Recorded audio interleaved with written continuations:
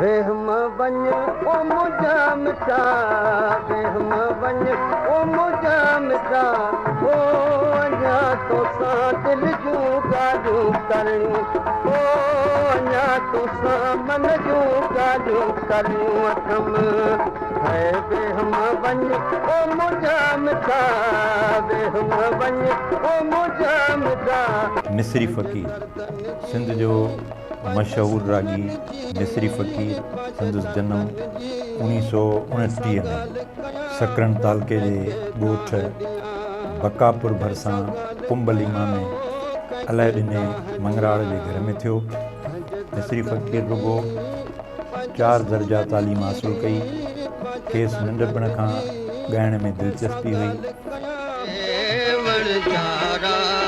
पगह छोड़े पंध पिया न वेठे कोवण जारा पग जोड़े पंध पिया हे मियां वो और वदी वही रजी और वदी वही रजी और वदी वही रजी और वदी वही रजी।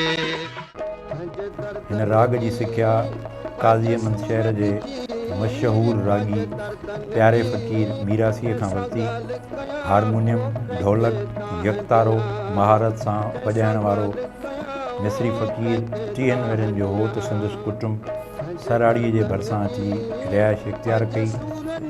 हिन 1951 में सूफ़ियाणी महफ़िल में पंहिंजे फ़न जो मुज़ाहिरो करे वाह वाह कराए छॾी। घणो दिल पर लिखे लेकिन ॾिसण वारनि ॾिसी वरितो रुख अनवर ए सोनाने रुख अनवर ए सोनाने मूं पारनि ॾिसी वरितो।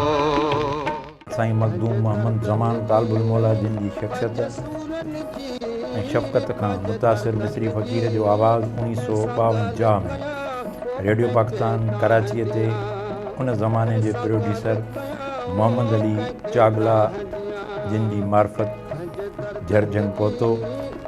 1955 में रेडियो पाकिस्तान हैदराबाद ऐं 1976 ते पाकिस्तान टेलीविज़न ते फ़न जो मुज़ाहिरो कयईं।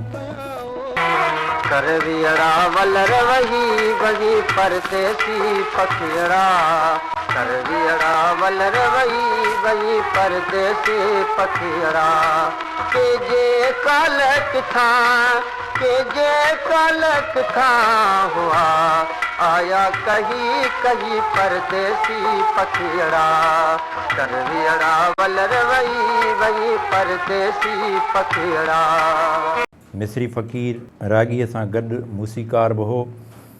पंहिंजनि दर्दनि जी पंहिंजे सूरनि जी तो दिलड़ी यार धुतारी ऐं ॿियनि कलामनि जूं धुनूं तरतीब ॾिनई।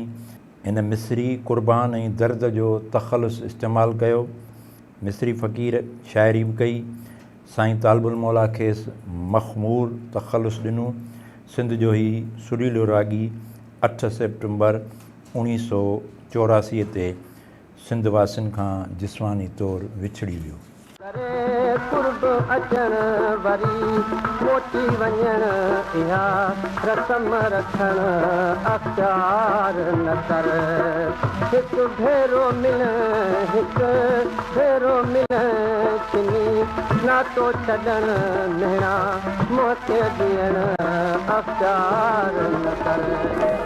दर्दनि जी पंज सूरनि जी पंज दर्दनि जी कैसा ॻाल्हि कयां पोइ कंहिंखे दाह ॾियां कैसा ॻाल्हि कयां कंहिंखे दाह ॾियां।